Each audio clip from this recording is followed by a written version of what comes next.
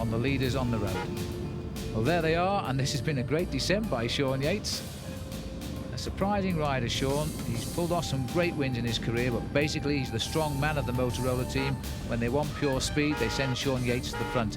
Here he is, though, up in a very early breakaway today in what is the hilliest stage of the Tour de France thus far. A little bit of a problem threading through the following cars, but the roads are narrow and he's through with no trouble. Heading up now towards the next climb, the Col de Liseron. This is the big one here. It was all around this area in February where the Winter Olympics were held and based in Albertville. And it wasn't the time to come and look at this mountain because it was covered in snow. But just look at the pace now by the man in the polka dot jersey. He's placed the yellow jersey in serious problems here. Pascal Lino is a long way back further down the Col de Liseron. Claudio Chiappucci has not waited for the last climbs of the stage to put in an attack. He's gone right at the beginning. He's done this before in previous Tours de France. It must be causing consternation amongst the leaders. And this is the best of the rest, as it were, as they're trying to reform behind. Greg LeMond is in this group. He's in trouble on the Col de Liseron. Greg LeMond struggling a little bit in that group. Let's go further forward of Greg LeMond's group because here's Miguel Indurain. Look at the difference in tempo now. Miguel Indurain, the centre of our picture, riding very solidly indeed. It's Alonso who's riding on Indurain's right. Robert Miller, his jersey unzipped all the way down, also setting the tempo. LeMond in desperate trouble again, just as he was in the Pyrenees 1 year ago. LeMond is going backwards today, and backwards very quickly indeed. And that is a sad sight. I think Greg secretly, has been worried about these mountains coming each day. He's tried throughout this Tour de France to gain time on the flatter stages, to give himself a better springboard into the Alps, and it hasn't come. And this is the rider who is destroying Greg LeMond today.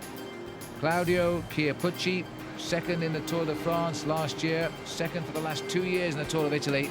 He's attacked virtually at the drop of the flag today, and now he's tapping out the rhythm all by himself. The breakaway, he is shredded on this climb of the Iseron.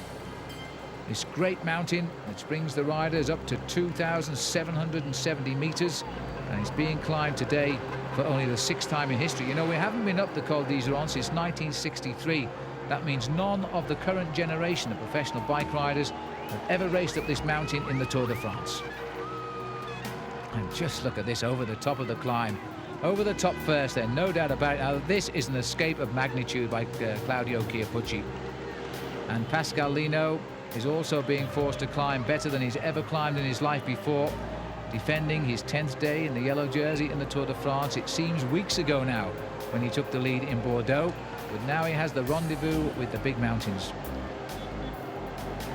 And Chiappucci in no hurry to push home his advantage, but he's heading rapidly now to becoming the race leader of the Tour de France on the road, and the rest of the riders are going to have to chase him down if they want to.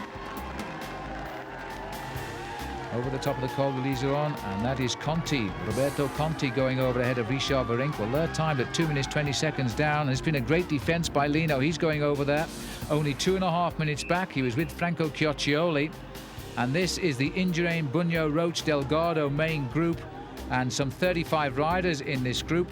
And LeMond, I think, is just tailed off the back of them. They're going over the top at 3 minutes 45 seconds back. And that is not a lot when you think that there's still plenty of climbing to come today, including the finish Sestriere.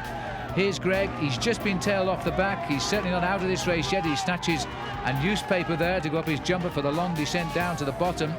He's timed at around 18 seconds behind that group containing Indurain and company. So LeMond looking a little bit jaded here, but still very much in with a shout. And the American flag's trying to raise Greg as he goes under the finishing banner of the Col de Liseron. Still to come, the climb of the Col de Montcheny, a premier category climb, and followed by the finishing climb at 254 kilometres of Sestriere. Well, they used to laugh at Claudio Chiappucci, and they don't laugh at him anymore. If we had 10 Claudio Chiappuccis in the Tour de France, I don't think we'd be more than 10 finishers. This rider never knows when to stop racing. And don't forget, the magnet of his home country now is being drawn towards Sestriere. 1952, the Tour de France ended in Sestriere with a stage, and the winner then, none less than Fausto Coppi, in many people's eyes, the greatest cyclist who ever lived. And Coppi now will be delighted at the way this young man is taking the riders on in the Tour de France today. Bugno must be a little confused today. as he rides alongside his teammate Alonso. Bunyo really has been very disappointing in this Tour de France.